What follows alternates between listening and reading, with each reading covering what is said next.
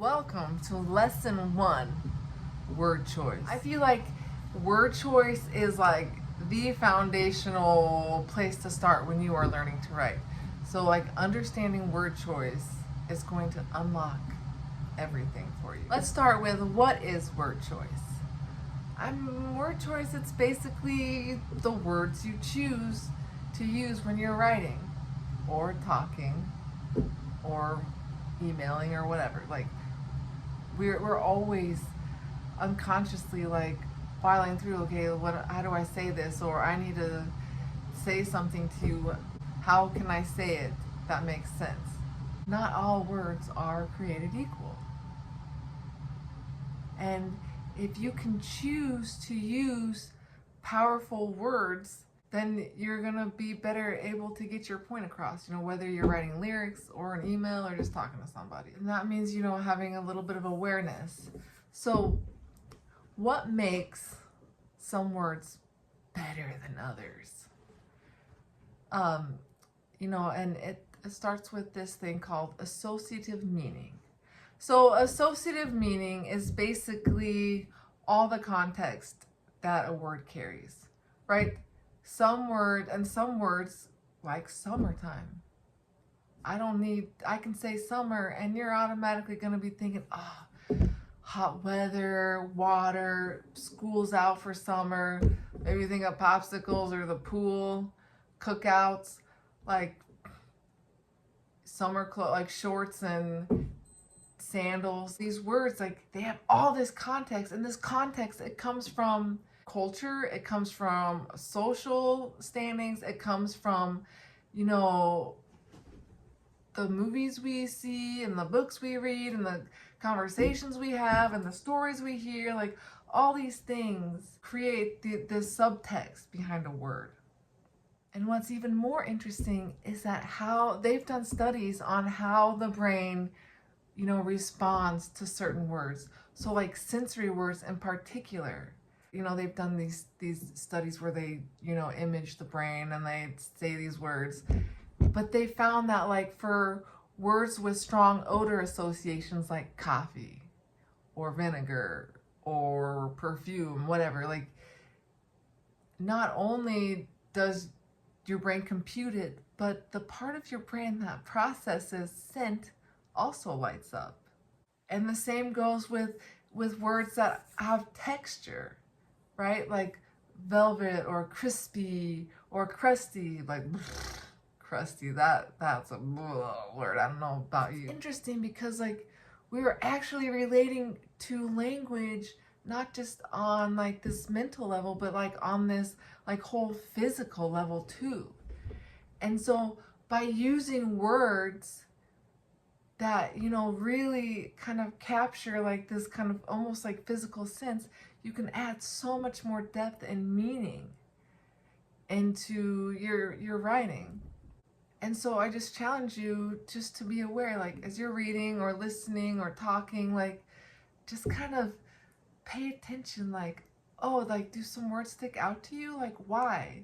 That self-awareness is really kind of the starting point. If you want to become a better writer and you want to be more aware of what's going on around you, that means just be more self-aware. So you have words that may not have as strong of an associative meaning, like chair. Okay, chair is pretty benign, a chair is a chair, right? Or the color beige. Ugh, I don't know about you, but I hate that word, like beige. Like, what is it? It's like some like indiscriminate color between white and brown. It's like, it's so boring. And it's kind of funny because I feel like, oh, beige sweater, beige walls, beige furniture. Like it's like this, almost this symbol of sophistication, but it's like really just this boring, lame, like conformity color. But anyways, that's just a side note.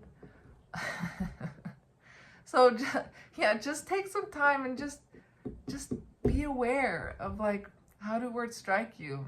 One of like the top advice in writing is to show, right? Show, don't tell.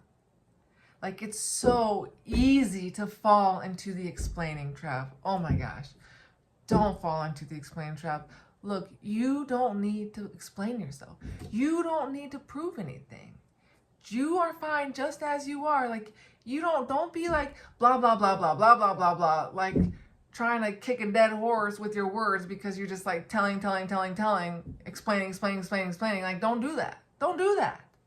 You're gonna end up with an essay that is a page and a half long and says nothing, right? But if you can choose, strong words with strong contextual meaning, then you won't need to explain. You can just say something. Oh, I've got some kids, all right. And they had some friends over, and I was like, oh my gosh, like, let's borrow grandma's Belgian waffle maker. Like, my parents have like this fancy like commercial waffle maker, and it's awesome, right? You get those big fluffy pancakes like you're staying at a hotel. So I'm like, all right, we're gonna have Belgian waffles with strawberries and whipped topping. It's gonna be awesome. I get up early and I'm making the waffles, and they stick to the stupid pan, and I'm just like, what the F? Like, this doesn't stick at my parents' house. What am I doing wrong? I put oil on the pan. I put oil in the batter. Like, what the heck? So anyways, I'm like scraping it off, and it's all like burnt and crusted and crispy because it's stuck on the pan. And I try 3 times, and I'm like, oh my gosh, this isn't working. They're gonna be so disappointed. I've like spent all this time talking this up, and now it's ruined. I'm just like, oh my gosh, like, I don't need drama. Like, I just spent the last 30 minutes fighting this stupid thing. Like, I don't want no drama. No drama.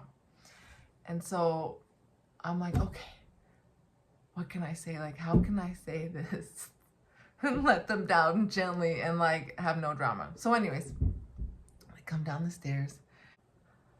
I'm so sorry, guys. I tried, but all I ended up with were these crusty, crumbly mountains instead of waffles. Like, if you want a crusty, crumbly mountain, maybe we could pour some syrup on it, and you can eat it like it's cereal, like, because the waffle maker's not working. Like, otherwise I could make you pancakes. What do you think? And they're like, oh, that's okay, pancakes are fine. I'm like, awesome, like, look at that, like, I used my words and everything's fine. So anyways, I make them the pancakes and stuff, and they get out the whipped topping, and like, oh, like, spray it in your mouth. And I'm like, wait a second. They just cared about the whipped topping, not the actual vehicle for it. Well, anyways, I still like to think that my method of explaining it was really what made it all better. But that's the point. Like, how you use your words, when you're communicating, can make the difference. Like, I didn't need to like go on some long blah blah blah, like, this isn't working, I did X, Y, and Z, and I looked it up, and I did all this stuff, and like go on like a 10-minute monologue trying to tell them why it's not working. Like, I just needed like 20 seconds, and then that was it. So don't fall into the explaining trap, because you're gonna lose your listener.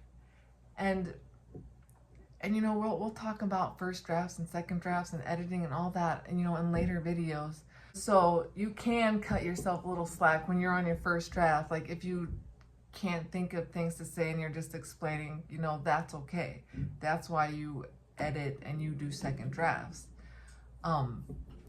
But just be mindful if you're just telling and not showing. And stay tuned for the next video, because I'm going to give you an example of a song that tells. Anyways, we'll go over that. So yeah, I guess your homework this week is to just be mindful of words. Like, when you're reading, when you're talking, when you're listening to the radio, if words stick out to you, just take a second and be like, oh, that's a cool word. Why?